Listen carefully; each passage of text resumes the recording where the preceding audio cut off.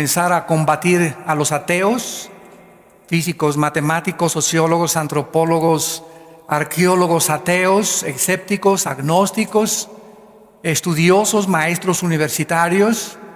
Ahora el próximo mes tengo una conferencia de líderes en una universidad en Omaha, Nebraska, la pueden ver en nuestra página de internet, con puro personas de nivel universitario en Estados Unidos, maestros también, muy preparados todos, y ya podemos pararnos enfrente de cualquier plataforma, no, como cristianos, con este libro por delante. Porque este libro debate todo argumento y toda altivez que se levanta contra el conocimiento de Dios. Y el sistema de pensamiento de la Biblia hace pedazos cualquier sistema de filosofía humana. Tenemos las armas, las municiones, cargados en nuestras vidas, en nuestro corazón, para poder presentar defensa de la esperanza que hay en nuestras vidas. En este mensaje acerca de las evidencias de la existencia de Dios, vamos a comenzar a hacer algunas preguntas o interrogantes, las cuales vamos a ir contestando y vamos a ir desbaratando filosofías y argumentos en contra de la existencia de Dios. Esto es muy importante para todos ustedes por la televisión que nos ven, que están en la universidad, a sus maestros como estudiantes en la secundaria, en la primaria también, para que tengas armas y puedas contestarle a los maestros la absurda e irrazonable manera de pensar de negar a Dios. ¿Es razonable creer en Dios? O sea, partiendo del razonamiento, ¿es razonable creer en Dios o es irrazonable creer en Dios?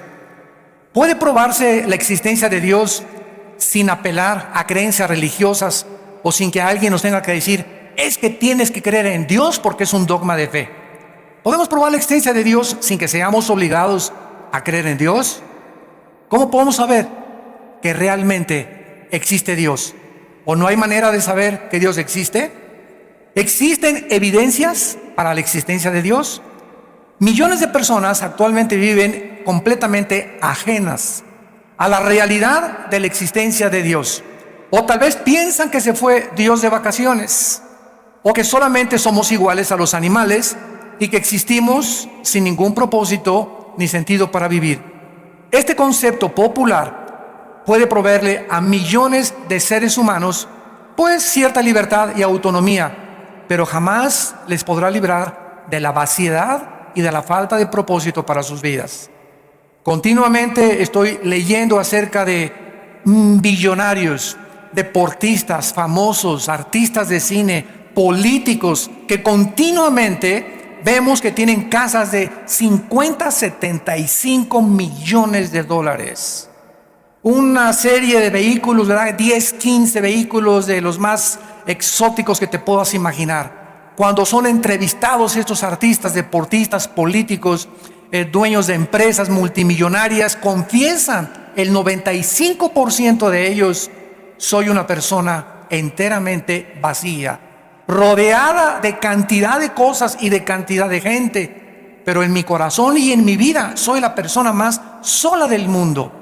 Una de ellas es un mexicano muy conocido y tal vez reconocido como el más grande millonario de México, que continuamente expresan su soledad y la vaciedad de sus vidas. Millones de personas también actualmente tienen medios para vivir, pero sin embargo no tienen significado para vivir. En Eclesiastés capítulo 6, versículo 1 y 2, el rey Salomón comenzó a examinar la vida sin Dios, porque él apostató, el rey Salomón apostató. Y cuando el rey Salomón apostató y probó esa vida sin Dios, dijo: voy a probar mi vida ahora con placeres, a disfrutar a las mujeres que tengo, tal vez drogas, también experimentó con drogas, voy a hacer esto, voy a hacer aquello. Y cuando Salomón quiso salirse del control de Dios y experimentó todo lo que aparentemente el mundo le sigue ofreciendo a todos los seres humanos, Salomón concluyó y dijo en Eclesiastés 2 del 1 al 2, le dije a mi vida, voy a probar esto, voy a probar aquello, pero a la risa le digo enloqueces, y al placer, ¿de qué sirve esto?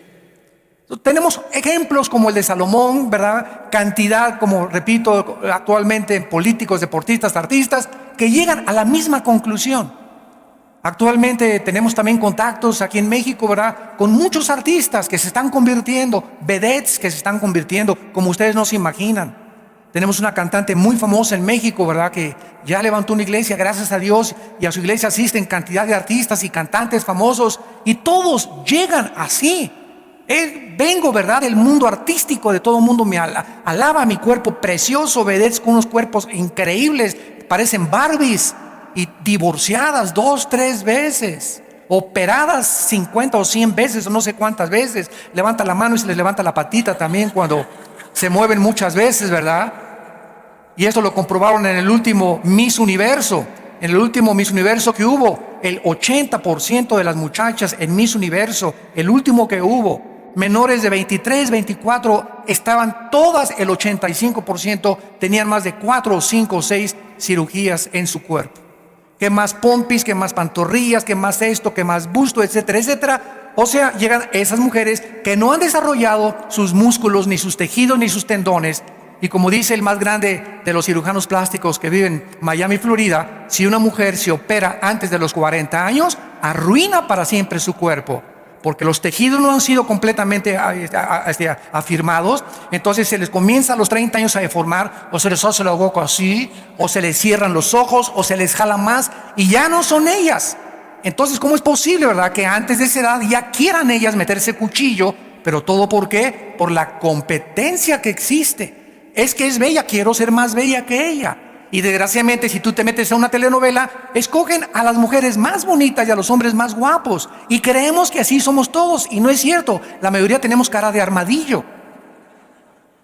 Entonces Dios, y creemos y les tenemos envidia, ¿no? Y sabes que esos galanes que tuvieron estas muchachas, tú no sabes lo que se conoce como la maldición de la belleza, el precio que se paga por ser tan bello, tan guapo, tan bonita. ¿Por qué? Porque llega el momento en que esas muchachas no se conforman con uno, y viene el otro millonario y le ofrece otro, y se van con el otro y con el otro. Llegan a los 30, 35 años de edad, ya le entregaron su cuerpo a más de 20 hombres, comprobaron con todos y ninguno les pudo satisfacer, porque se creen tan bonitas que necesitan lo mejor, y pueden andar de uno y en otro y en otro. La maldición de la belleza. Qué padre, ¿verdad?, que te cases con alguien mejor con cara de armadillo, ¿verdad? Y que tu matrimonio dure mucho más tiempo, y que te des cuenta que un matrimonio no puede estar basado en la belleza externa. A la luz de nuestra crisis social, en el Salmo 49, el rey David escribió estas palabras. Salmo 49, del 11 al 2. Su íntimo pensamiento, o sea, de todas estas personas que estamos hablando y que nos rodean, el íntimo pensamiento de estas personas es que sus casas serán eternas. Piensan que les va a durar todo y que lo que tienen es eterno, y se aferran a los bienes materiales. Sus habitaciones para generación y generación, dan sus nombres a sus tierras. Esto es increíble, porque hasta las iglesias ha entrado esto. Yo conozco iglesias donde si tú das cierta cantidad de dinero a tu banca, le ponen tu nombre. Increíble. Y esa banca solo tú te puedes sentar ahí. O sea, tienes una acción, ahora sí que se podría llamar, ¿verdad?, acciones dentro de las iglesias. O te dicen que si mandas predicadores, si mandas tal cantidad de dinero, te van a mandar grabar en tal parte o en tal pared con letras de oro tu nombre. Entonces, todo esto, ¿verdad?, viene de la mercadotecnia mundana que se está infiltrando a la iglesia cristiana, y que comenzamos a darnos cuenta, ¿verdad?, que a mí qué me importa que mi nombre no esté mi nombre. El que es glorificado en la iglesia es el Hijo de Dios, Virgen de la Macarena.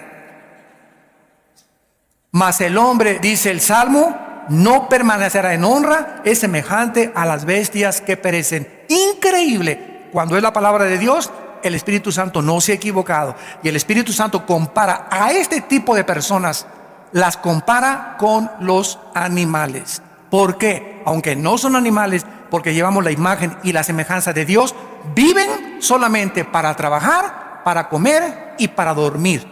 ¿Qué hace una vaca? ¿Qué hace un burro? ¿Qué hace un perro? Comen, se duermen. Las vacas todo el día paste y paste y paste, y se duermen, y se levantan y comen y duermen. Los animales para eso viven. Pregunta una persona: oye, ¿tú para qué trabajas? Para comer. ¿Y para qué comes? Para trabajar. ¿Y no hay otro propósito en tu vida?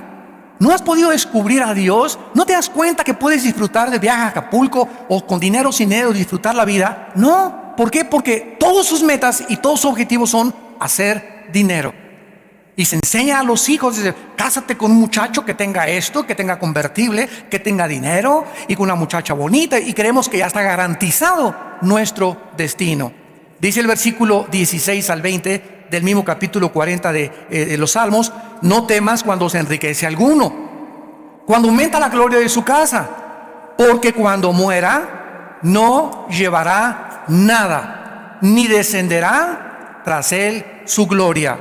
Aunque mientras viva llame dichosa su alma y sea loado cuando prospere, entrará en la generación de sus padres y nunca más verá la luz. El hombre que está en honra y no entiende, otra vez se vuelve a repetir, es semejante a las bestias que perecen. El doctor Erich Fromm, que no era cristiano, pero está reconocido en el mundo académico como uno de los más grandes especialistas en la conducta humana, el doctor Erich Fromm escribió estas palabras que están bastante relacionadas con lo que acaba de decir el rey David. Dijo así el doctor Fromm: la mayoría de las personas que me visitan sufren de una muerte interior del alma. Viven en medio de la abundancia, pero no tienen gozo ni tienen paz. Estamos hablando de un psiquiatra, ¿verdad?, que famosísimo, reconocido como de los mejores que hay, que está reconociendo que hay algo mucho más en sus pacientes que les hace falta. En otras palabras, me visitan millonarios, me visitan hombres, médicos, diputados, políticos, y me doy cuenta que todas estas personas que me visitan no se diferencian de los animales, son como zombies. Parece que no tienen alma, no tienen más que un objetivo: vivir para qué, y ya que tengo dinero, ya que tengo belleza, ¿y ahora qué sigue? Ya fui presidente de la República, te dura 6 años, compadre, el puesto. Ya fuiste gobernador, te dura 4 años o 6 años. Y cuando acabes eso, ¿qué? Y ya soy guapo, y ya soy artista, y cuando llegues a los 40 años que tengas cara de rana, ¿verdad?, y que ya se te haya quitado de la belleza y todo, ¿qué? ¿Vas a seguir viviendo en eso, obsesionada como las artistas de Hollywood, como Elizabeth Taylor, que a los 80 y tantos años de edad se casó la niña 9 veces? Veamos ahora entonces la importancia de tener a Dios. El tema de la existencia de Dios tiene muy serias consecuencias para la existencia de cada uno de nosotros, porque ningún otro asunto es más importante para el ser humano y profundo que estar conscientes que no somos animales, que no vivimos solamente para producir, para hacer dinero, para destacar, para ser adorados, para ser aplaudidos, para ser reconocidos. Hay cosas mucho más profundas que esas en la vida. Es importante la importancia de Dios antes de probar la realidad de Dios, como lo vamos a hacer. Hace algún tiempo, un oficial de policía observó a un hombre en la orilla de un puente que estaba listo para aventarse y suicidarse. El policía se acercó con este suicida potencial y le dijo: hagamos un trato, dame 10 minutos para probarte que vale la pena vivir. Y entonces te doy yo a ti 10 minutos si tú me demuestras por qué no vale la pena vivir, y te avientas entonces. Bueno, pasaron 20 minutos y entonces le dijo el policía: si no te convenzo, te puedes suicidar. De acuerdo a esta historia, después de los 20 minutos, los dos se tomaron de la mano y se brincaron hacia abajo. Esta historia nos hace preguntarnos: ¿vale la pena vivir? ¿Cuál es la base lógica? ¿Cuál es la razón de nuestra existencia? ¿Para qué vivimos? ¿Cuál es la base de nuestros valores morales? ¿Cuál es la base de todas las cosas morales y racionales? ¿Cuál es la base de nuestra dignidad y de nuestra personalidad? Un gran hombre también literato, William Shakespeare, inglés, escribió Hamlet y otras obras. Yo me recuerdo cuando era joven que también estuve mucho tiempo en el drama y me encantaba la actuación. En una obra de teatro en la escuela me dieron el papel de Hamlet: morir, vivir, dormir no más. He aquí el problema, que es más levantado para el espíritu sufrir los golpes y los dardos de la insultante fortuna, o levantar las armas contra un piélago de calamidades y haciéndole frente a acabar con ellas. No se me olvidan todavía todas esas frases de la obra de Hamlet que tenía yo que repetir. Y es lo que dice Hamlet: morir, dormir no más. O sea, ¿no te gusta vivir? Mátate. Así dijo Hamlet, es morir o dormir. ¿Estás vivo? Sí. ¿Sabes una cosa? Forja tu carácter, porque si estás vivo, vas a sufrir. El mundo es para aquellos que arrebatan el reino de Dios. Y si comienzas, y me traicionó, y me puso los cuernos, y me divorcié, y ya nadie me quiere, a la víctima, y me pasó esto porque hizo estas cosas, y como cuando comenzamos a hundirnos en una autolástima, y en victimizarnos y cree que mi mamá y no me comprende, y mi novio y mi novia, y cuando no somos lo suficientemente maduros para saber que en este mundo en el que vivimos es un valle de sombras, de valles y de muerte, de tragedias, de violencias naturales, de problemas morales. Todos vamos a ser traicionados alguna vez, todos vamos a ser perseguidos, todos vamos a ser odiados, todos vamos a recibir calumnias. Todos estamos en un mundo de pecado controlado por Satanás. Ahora, para enfrentar este mundo tan cruel en el que vivimos, se necesita que fortalezcamos interiormente nuestra vida interior. Y esta es la razón por la cual cuando cayó la bolsa de valores hace algunos años en Nueva York, el 60% de los billonarios se suicidaron. ¿Por qué? Porque al enfrentar el mundo y al enfrentar la bancarrota y la pérdida y el divorcio, se matan o matan a los demás. O me engañaste, te mato a ti y a mis hijos. ¿Por qué? Porque eres para mí nada más. Y no creemos, ¿verdad?, que si te ponen los cuernos tiene una mejor mujer para ti, Dios. ¿Para qué la matas? Déjala que siga viviendo, que se vaya con el gavilán pollero o con el que se fue. Pero se necesita, ¿qué cosa? Carácter para poder enfrentar la vida. ¿Y saben algo? Que cuando venimos a Cristo, esto es lo que el Espíritu Santo está tratando de formar en todos los soldados que pertenecemos al ejército de Cristo. Carácter. Nos está Dios blindando para aguantar misiles Tomahawk. Ya no balitas 22 ni 25. Los misiles que nos avienta el maligno y los problemas que enfrentamos en el matrimonio y en los divorcios y en la persecución y en el gobierno y en las malas entendidos, etcétera, etcétera. Tenemos que seguir de pie y acabar con gozo, no amargados. Porque el que se amarga en esta vida no entra a la tierra de Canaán. Escúchame muy bien, el veneno más grande que te impedirá acercarte a Dios y recibir su gracia es la amargura. Amárgate contra alguien o contra algo y es el veneno más grande que tu alma pueda tener. Entonces, si no hay Dios, ¿verdad? Somos como animales y es como si estuviéramos en una librería mirando los libros, pero sin tener la capacidad de leerlos. En otras palabras, vivir sin entender por qué vivimos. Como animales en una librería, viendo miles de libros y sin poder entender ningún libro. Vivir en la vida sin entender por qué estamos aquí.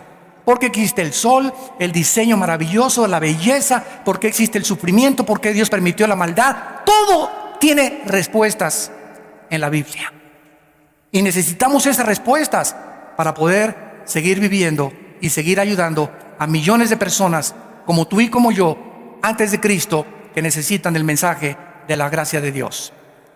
¿Somos acaso, señores ateos, el producto accidental de la materia que evolucionó de un grano de polvo y se desarrolló en personas humanas, señores ateos?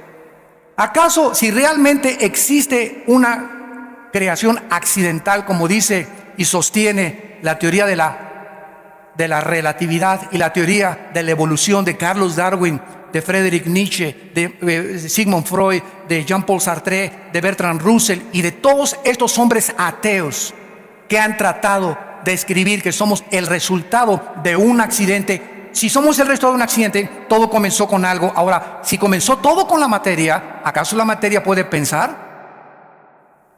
¿La materia puede tener conciencia? Entonces, ¿de dónde salieron los pensamientos y la conciencia? Que son nuestros pensamientos. Nuestros pensamientos trascienden la materia. Yo no puedo capturar los pensamientos, ni tú sabes lo que yo estoy pensando. Pero estoy en un mundo espiritual donde estoy en contacto, pensando con seres espirituales, porque Dios conoce mis pensamientos. Entonces, estas explicaciones no tienen respuesta en el ateísmo. ¿Acaso la materia produjo los sentimientos y la conciencia? ¿Puede la nada producir nada? ¿Cabeza de calabaza? La ausencia de Dios en la realidad, ¿verdad?, Jamás se puede explicar por qué la búsqueda de la verdad, del bienestar social, de la justicia, del vacío tan grande que existe en el alma humana. En Eclesiastés 6, del 1 al 2, el mismo Salomón volvió a decir: he visto que a muchas personas Dios les da dinero, les da fama, les da belleza, y tú envidias a la que está bonita, el que está guapo, al que tiene mejor carro, y Dios a muchas personas les ha dado muchas cosas, y tú te preguntas, como dice el Salmo 73, David: Dios mío, cuando vi la prosperidad de los impíos, casi resbalan mis pasos, dijo David. Se nos da envidia porque es algo natural. Oye, yo aquí estoy como cristiano, no me emborracho, no tomo, y mi compadre llega y viva la vida y viva el América. Y hasta atrás llega mi compadre y se levanta como si nada. Pero ¿sabes una cosa? Tu compadre es igualito a un animal y al perro fido que tienes ahí en tu casa. Y tú tal vez no tienes lo que tiene tu compadre, pero ¿sabes una cosa? Tienes conciencia de Dios, y espérate, porque es importante la paciencia. Espérate, porque el que ríe al último, ríe mejor. Vas a ver en 3 o 4 años a tu compadre si sigue igual. Y te vas a ver tú en 2 o 3 años si tú sigues a Dios y creyendo las promesas de Dios. ¿A dónde te va a poner Dios? Arriba de tu compadre. La historia del hombre que se fue de pesca es una realidad también como una historia. Nos va a ilustrar esta verdad. Estaba un hombre pescando, y cada vez que pescaba un pez grande, lo agarraba y lo devolvía al lago. Y cuando pescaba un pez chiquito, se lo guardaba en la canasta. Y así estaba, sacaba los grandes y los devolvía al lago, sacaba los chiquitos y los guardaba en su canasta. Un hombre que lo estaba observando de lejos le preguntó, viendo que era algo tonto e irracional: oye, ¿por qué haces eso? ¿Por qué a los peces grandes los devuelves y te quedas con los chiquitos? Y el pescador le contestó y le dijo: es que en mi casa tengo un sartén de este tamaño y nada más caben los chiquitos. Y de la misma manera, ¿verdad? Existen millones de personas que no aceptan la existencia de Dios por el tamaño de sartén que tienen en su mente. ¿Cómo los pensamientos de Dios son tan grandes, más altos que los nuestros, y sus caminos más grandes que los nuestros? No aceptan la realidad de que puede haber algo superior a la mente y al sartén que tienen de mente y de cabeza en su casa. No aceptan esta realidad. La idea de Dios no les cabe en sus pensamientos. La verdad es que hay realidades, señores ateos, mucho más grandes de la mente finita que tenemos, y al rechazarlas nos parecemos a ese tonto y necio pescador. Lo rechazo porque no cabe Dios en mis pensamientos. En la primera carta a los Corintios, el apóstol Pablo, capítulo 2, nos dice estas palabras hace 2000 años. 1 Corintios 2, versículo 11. Porque ¿quién de los hombres sabe las cosas del hombre, sino el espíritu del hombre que está en él? Así tampoco nadie conoció las cosas de Dios, sino ¿quién? Sócrates, Platón, Darwin, Nietzsche, Hitler. La Biblia dice que nadie conoce la mente de Dios. Y el único que conoce la mente de Dios, el único que conoce la mente del gran maestro de maestros, creador y diseñador de los cielos y de la tierra, es el Espíritu Santo. Bueno, si solamente hay alguien que conoce la mente de Dios, que es el Espíritu Santo: Espíritu Santo, te necesito, ven a mi vida, porque si no tengo al Espíritu Santo, ¿qué cosa? Nadie puede conocer a Dios. Y esta es la promesa que Dios nos hace: recibirán el Espíritu Santo cuando reciban a Jesucristo como Señor y Salvador.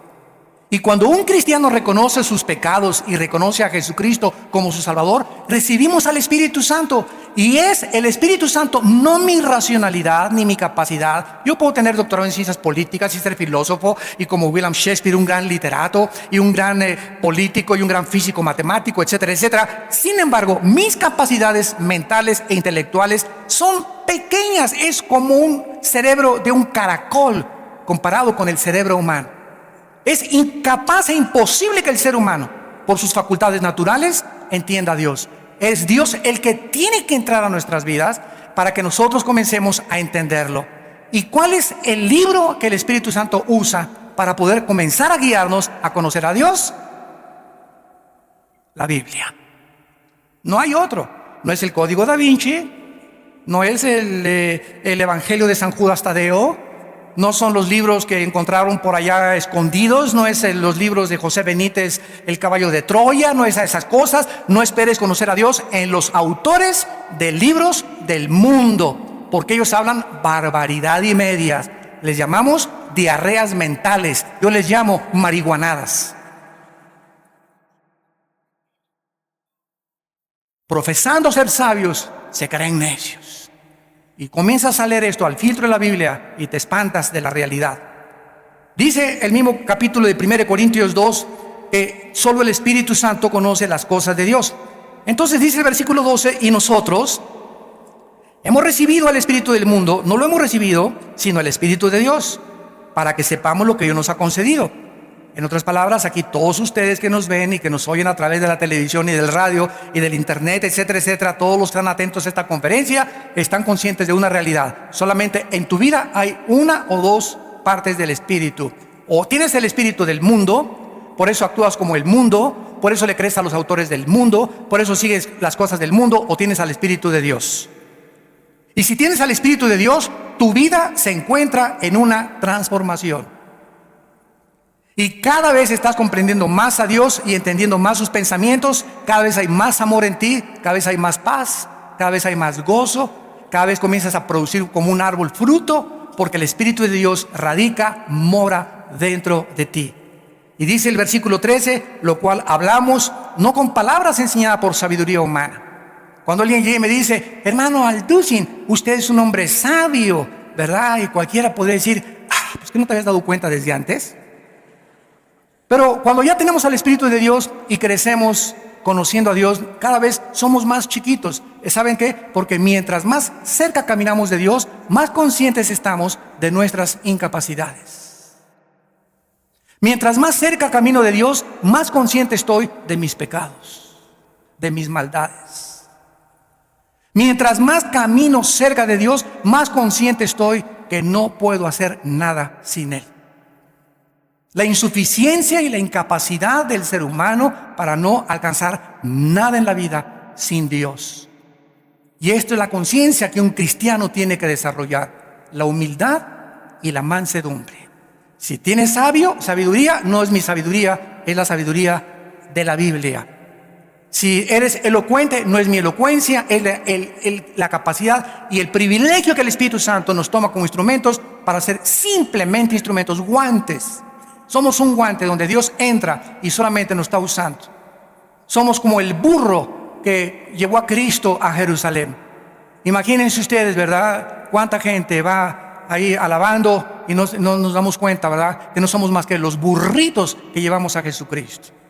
Cuando le hicimos el aplauso, gracias, ¿verdad? Gracias, amado Paul. Yo sabía que lo merecía.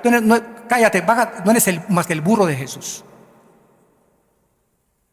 Muy bien, veamos ahora a continuación la evidencia cosmológica. La palabra cosmos es cosmos del universo, logos, conocimiento. Uno de los más fuertes argumentos para probar la existencia de Dios es la evidencia cósmica.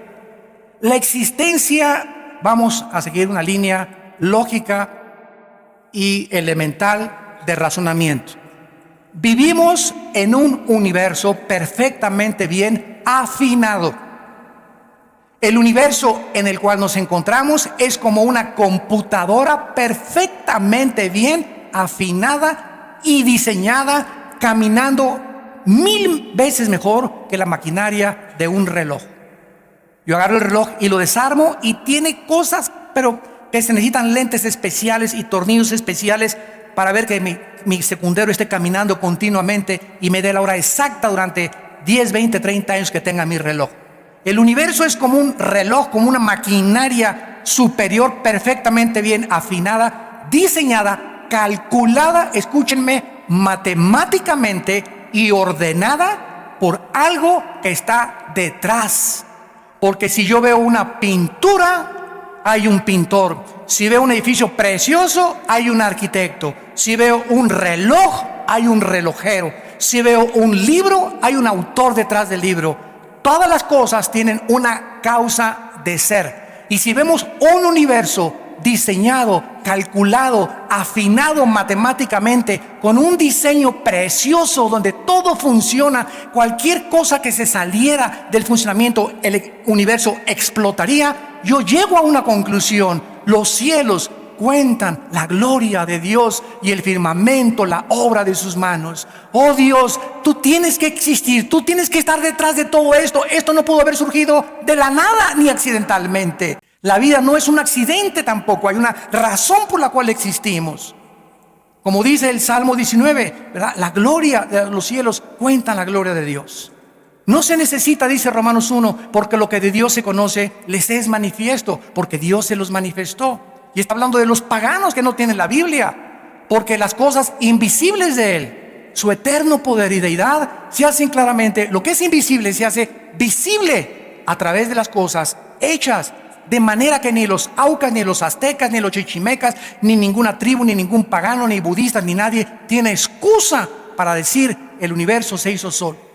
Por eso en la conferencia que dimos ayer, la religión del anticristo, demostramos que desde el hinduismo, que es la religión más antigua, hasta nuestros días, el hombre es incorregiblemente religioso, como dijo Sigmund Freud, el psicólogo vienés. El hombre es incorregiblemente religioso. Siempre a través de todas las civilizaciones y de los años, el ser humano ha tratado de adorar algo, sentir algo, y los que no van a las pirámides de Teotihuacán. Hazme el favor, van a las pirámides de Teotihuacán a recibir energía por el amor de Dios. O se van a las a las pirámides de Egipto. Tantas cosas que inventamos, ¿verdad? Pero es que estamos conscientes de que hay algo que trasciende nuestra conciencia humana y la vida natural del ser humano en este planeta. Vean ustedes en Isaías 40, hace 2750 años, lo que este profeta escribió acerca de Dios. Isaías 40, versículos del 12 al 14. ¿Quién midió las aguas con el hueco de su mano? ¿Saben ustedes la cantidad de agua que existe en el planeta Tierra? ¿Saben ustedes que 2/3 partes del planeta son agua? Y dice el profeta, guiado por el Espíritu Santo, que esta cantidad de agua cabe en la mano de Dios. Es simplemente usando comparaciones para que tengamos una ligera idea nada más de la grandeza de Dios. Con 3 dedos juntó el polvo de la tierra. En una mano de Dios cabe todo el agua del planeta Tierra. Le bastaron 3 dedos para los trillones de trillones, cuatrillones, quinquillones de granitos de arena que hay en el mundo. Dios los juntó con 3 dedos. Pesó los montes con balanza y con pesas de los collados. En otras palabras, cuando Dios fundó este planeta, lo midió. La tierra tiene que tener esta circunferencia. No hizo que aparezca una bola ahí flotando. Midió exactamente Dios, porque Él es el gran diseñador. Y la tierra tenía que tener exactamente la curvatura, la inclinación de 23,5 grados sobre su eje exactamente. La distancia que tenía que tener la tierra del sol tenía que ser perfectamente bien calculada, porque más cerquita del sol o el sol más rojo o menos azul no podría producir la fotosíntesis. Tendría la tierra que dar su giro en 24 horas para que nosotros no sintiéramos que estamos en la rueda de la fortuna, ¿verdad? Ahorita la tierra está girando a cierta cantidad de kilómetros sobre su eje en 24 horas y al mismo tiempo nuestro planeta está siendo trasladado. Gira y se traslada y ninguno lo siente. Pues gracias a esto Dios calculó para que el movimiento fuera perfecto y para que a través de este movimiento de la tierra y su traslación hubieran 4 estaciones del año. Para que no nos aburriéramos con puro invierno, con pura primavera, con puras hojas cayéndose en el otoño, ¿verdad? Para que tuviéramos diferencias y supiéramos que la vida tiene cambios. Hoy es primavera, ahora el otoño se comienzan a caer y así es la vida.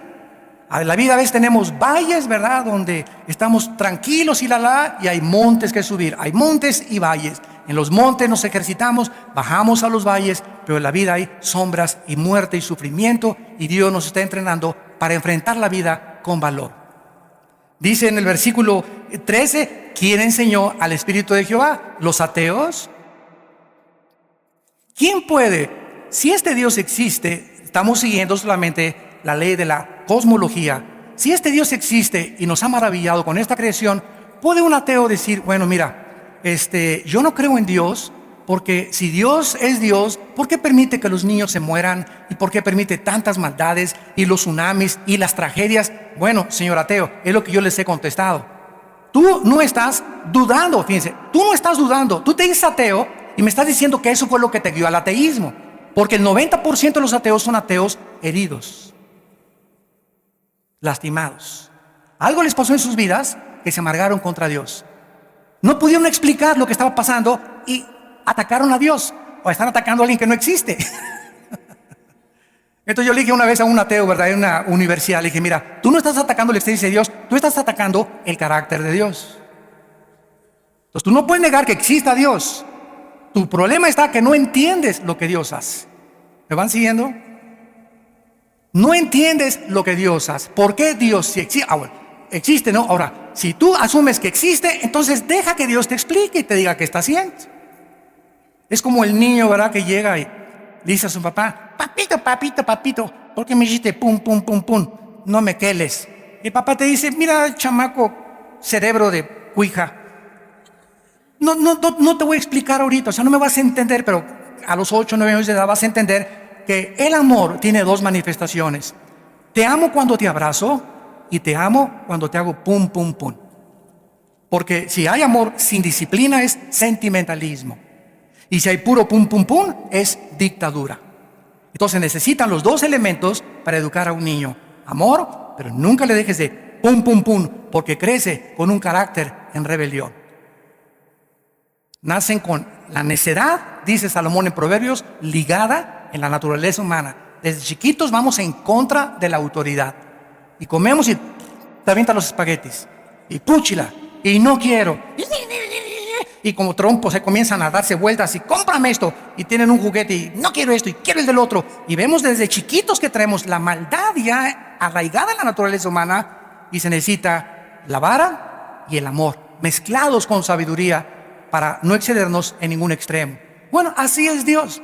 Tú no entiendes por qué permitió al diablo, ok, lo vas a entender como dijo Don Teofilito, porque sus pensamientos son más grandes que tus pensamientos. Entonces no trates de combatir y pelearte con una cosa superior a tu vida. Esto es lógico. Bueno, entonces ¿cómo lo puedo entender? Ok, reconoce que Él existe, que Él murió en la cruz por tus pecados, que pagó con su sangre, con su Hijo Jesucristo.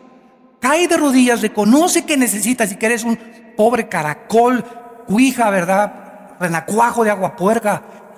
Y cuando reconozcas tu incapacidad y no agarres a Dios, a ver, págate para el cielo, siéntate aquí en los sentidos acusados. A ver, Dios, ¿por qué hiciste esto? Imagínate nada más, esa es la posición atea. ¿Por qué hiciste esto?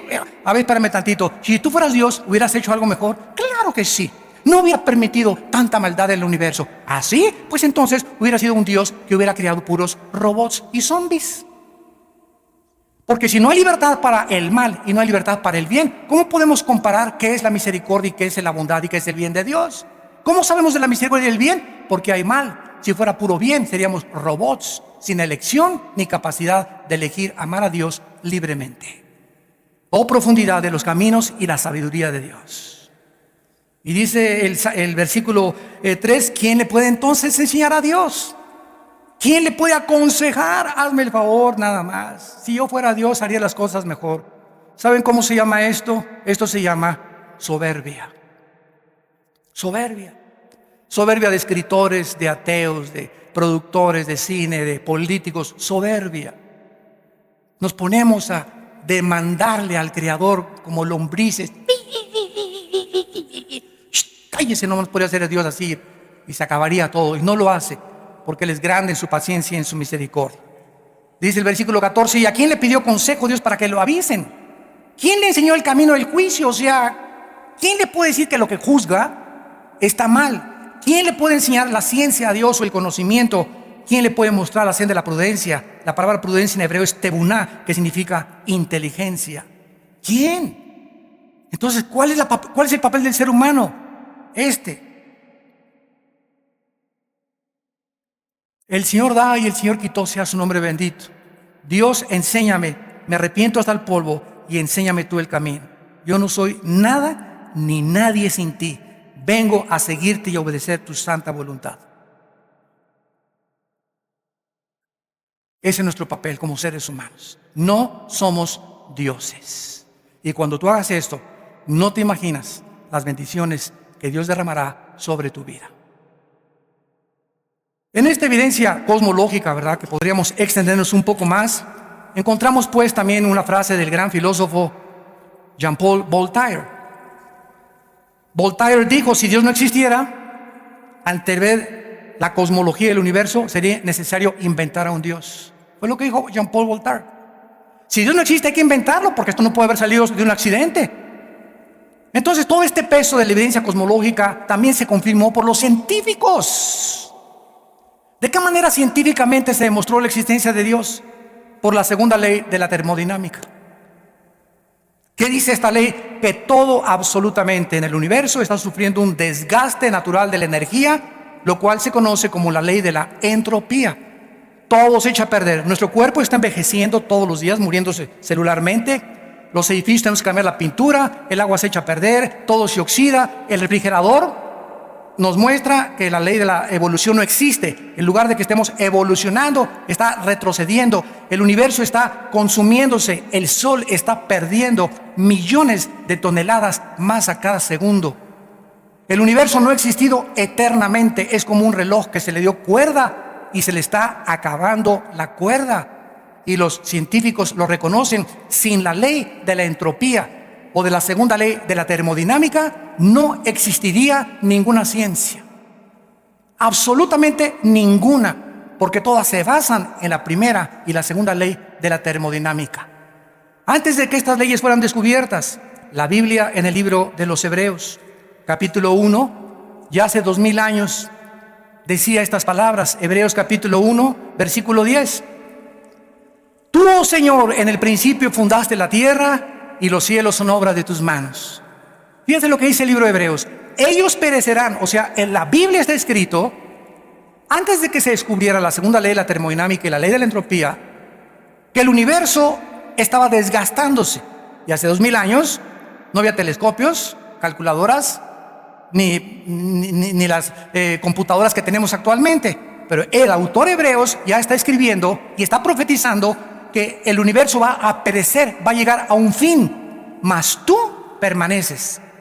Ellos perecerán, mas tú permaneces, y ellos se envejecerán como una vestidura. Como un vestido los envolverás y serán mudados, pero tú eres el mismo y tus años no acaban. Esto contesta la famosa pregunta de los niños: ¿quién creó a Dios? ¿No te han preguntado eso a alguno de tus sobrinos, nietos o tataranietos? ¿Quién creó a Dios? Bueno, esto es muy importante, ¿verdad? Si el universo tuvo un principio, tiene una causa, ¿correcto? Síganme con mucho cuidado. El universo tuvo un principio, el universo tiene una causa. Notemos algo, que todo lo que tiene una causa, ¿verdad?, tiene un principio.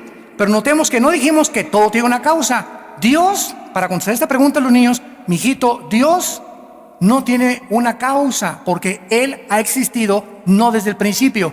Dios no tiene principio, solamente lo que tiene principio tiene una causa. La materia, el espacio y el tiempo tuvieron un principio, Génesis 1:1, entonces tuvieron un principio, pero Dios, al no tener un principio, no necesita una causa para existir. ¿Capiche? Dios, al no tener una causa, no necesita, ¿verdad?, un principio, ni tiene un principio para tener una causa. Entonces, cuando decimos Dios es eterno, muchos cristianos creen, es que Dios tiene billones de años de existencia. O sea, metemos a Dios a nuestras 4 dimensiones en que vivimos y creemos que Él está viviendo nuestras 4 dimensiones, pero nuestras 4 dimensiones tuvieron un principio. Cuando Génesis 1:1 dice, hubo un principio en el cielo y la tierra, significa que cuando Génesis 1:1 comenzó la materia, el espacio y el tiempo. Y esto lo comprobó Alberto Einstein, que la materia, el tiempo y el espacio fueron juntos y creados al mismo tiempo los tres. Entonces, Dios es eterno, no significa que ha vivido millones de años, significa que Él vive en otra dimensión que no es la nuestra. Entonces, cuando hablamos de eternidad, no es de millones de años para nosotros, pero la eternidad de Dios es que Él no es semejante a nosotros, ni vive limitado ni sometido a 4 dimensiones. Robert Hastrow, director del Instituto para los Estudios del Espacio de la NASA, dijo, ¿verdad? El tiempo, la materia y el espacio establecidos por la teoría de la relatividad E igual a mc al cuadrado, la energía igual a la masa por la velocidad al cuadrado de la luz o del tiempo, es íntimamente ligado, y si estas cosas fueron ligadas por Dios, Dios está completamente fuera de la dimensión espacio-tiempo en el que estamos viviendo. Y finalmente encontramos nosotros la evidencia teleológica, que es el estudio de la finalidad. ¿Saben ustedes cuál es una de las más grandes mentes científicas para que se la restriegues así a tu maestro ateo en la escuela? Isaac Newton.